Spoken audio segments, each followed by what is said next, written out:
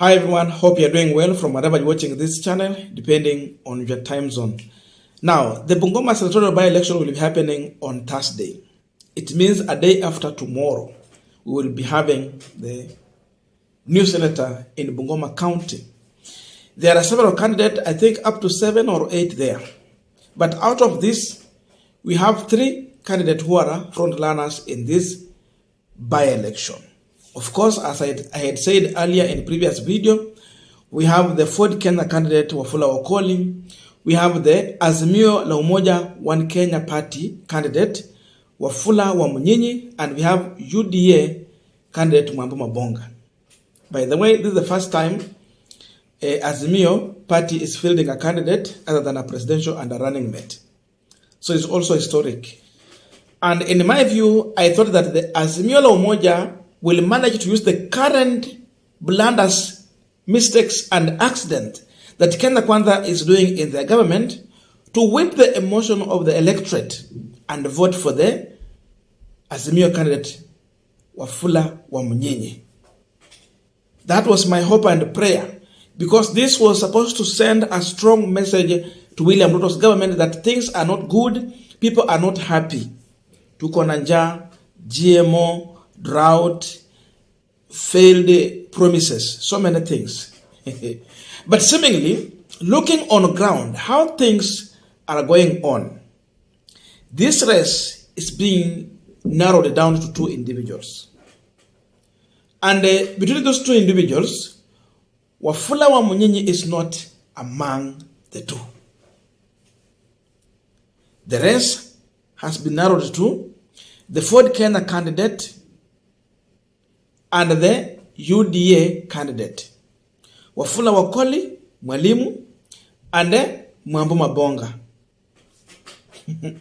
Therefore, I want to use this opportunity on this punchline to check on the reasons why Bungoma is rejecting Wafula Wamunyinyi and settling for either Ford Kenya candidate and UDA candidate. Before we go deep into that, just a quick request for those who are watching and you are not subscribed, please consider subscribing. Returning subscribers, thank you so much, and all our viewers, please give this video a thumbs up. Thank you, and back to our discussion. Now, number 1, the reason why Bungoma is rejecting Wafula Wamunyinyi is because Wamunyinyi was at the center of the failed attempted coup in the Ford Kenya party leadership. For those who remember, there was a war in Ford Kenya party. They wanted to remove the leadership from Wetangula and hand it over to Wafula Wamunyinyi. It failed because the case was taken through the court. Therefore, the people of Bungoma up to now, they view Wafula Wamunyinyi as an enemy of Moses Masika Wetangula.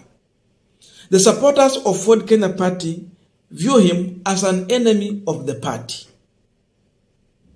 So because of that, besides having the support from the Azimio and the DAP party supporters, he cannot dig into the Ford Kenya support because they see him as an enemy. If Azimio would have a friendly candidate who seemingly did not go into a fight with Wetangula, it can be easy for him even to dig in the support of Ford Kenya party. So because of this, Wamunyinyi has no better chance to win that seat. Is being viewed as an enemy. Number 2, the current existing war, political war, between Moses Masika Wetangula and the DAPK party owner. You know, we have the party leader and we have the owner. So party leader, mwenye tunaitanga party leader, Wafula Wamunyinyi, is not the owner of the party. In fact, it's just the face of the party. But the owner of this party is former CS Eugene Wamalwa. So the people in Bungoma, there is that kind of war between Eugene Wamalwa and Masika Wetangula. Remember, before Eugene Wamalwa getting out of Ford Kenya party, there was a war because he was fighting for the leadership. Wetangula was fighting for the leadership. So Wetangula managed to get it. After that, Eugene went further to form New Ford Kenya party. But he sold this party to Uhuru Kenyatta in the formation of Jubilee Party. Then from there, he went on to form the new DAP party. So the existing war between Eugene and Wetangula. So because of this, Eugene is being viewed as someone from Trans Nzoia and not Bungoma. In as much alikuwa anaishi Bungoma, but the family moved to Trans Nzoia. So this war has that level of demographic politics there. So the people of Bungoma view Eugene Wamalwa as someone from Trans Nzoia who want to dictate Bungoma politics, and is using Wafula Wamunyinyi. Because of this, they will not vote for the Azimio candidate, or they will not give him the vote he need to win that seat. So the existing war between Wetangula and Eugene Wamalwa. So they see Wafula Wamunyinyi as a betrayer being used by Eugene Wamalwa to capture the Bukusu leadership.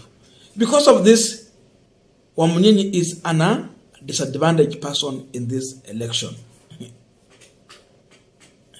Number 3,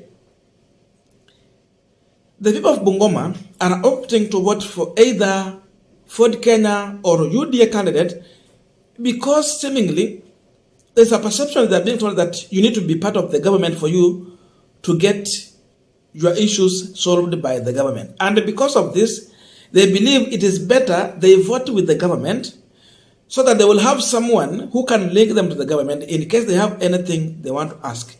That's why you will see Wetangula when he's on ground campaigning, he will talk about in case we need to employ people in army and all those other places. Your senator will just lift a phone to me, and for me, I can call here and there and get those positions for you. So you can see what he's doing there. He's trying to use his position as a speaker to campaign for their candidate. Same thing to Boni Halwale. When he gets there, he tells them how they can reach out to the government using a person who is part of the government. So because of this, they are creating a perception, and which to some extent it is selling on the ground. So people of Bungoma are opting either to vote for the UDA or Ford Kenya candidate. And number 4, I can say Wafula Wamunyinyi is just lacking a strategy to campaign in Bungoma, because I've been taking on how he's doing his campaign. Seemingly, he has been mentioning Moses Masika Wetangula in every rally he has got to. So Wetangula has become his subject. Because of this, people are seeing him as a person who is just there maybe to attack Wetangula to get the seat. And Angeachana mambo Wetangula and focus on the campaign. He might have got it right.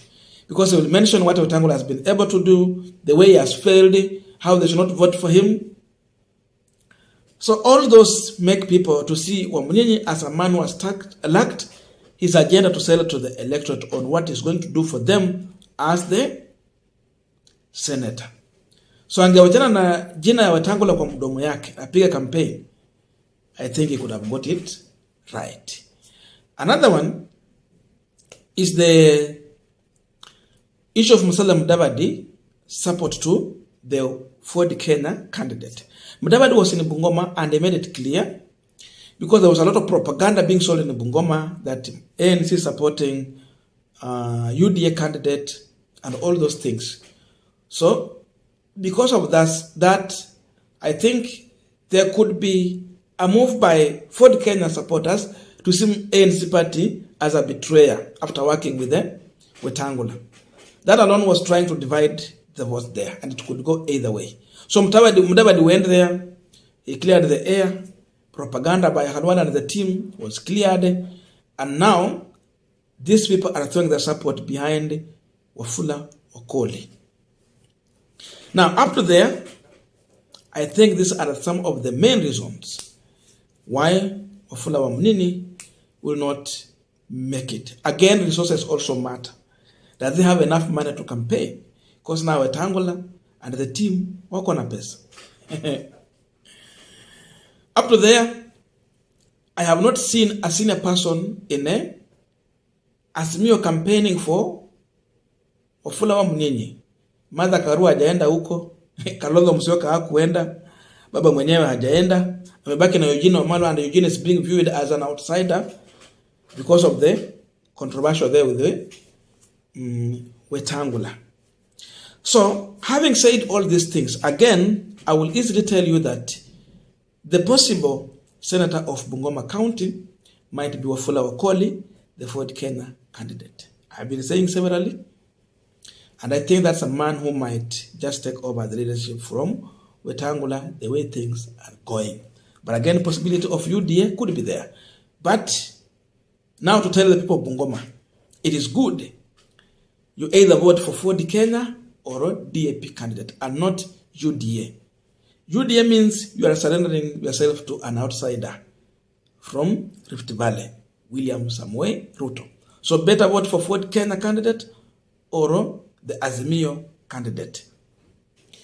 I'm talking about the issue of an outsider because once you are voting for UDA candidate and he managed to clinch to that seat, it means William Ruto will no longer have the respect he has had for Wetangula. The same William Ruto will not have respect for Eugene or even Wafula Wamunyinyi as a party leader. He now knows that he can go on ground and campaign and have his candidate win the election. He will not have respect for Musalia or any other person. So voting for Azimio, it means you are voting for DAP party or voting for Ford Kenya party. You are simply just retaining your dignity and appreciating your own. Thank you.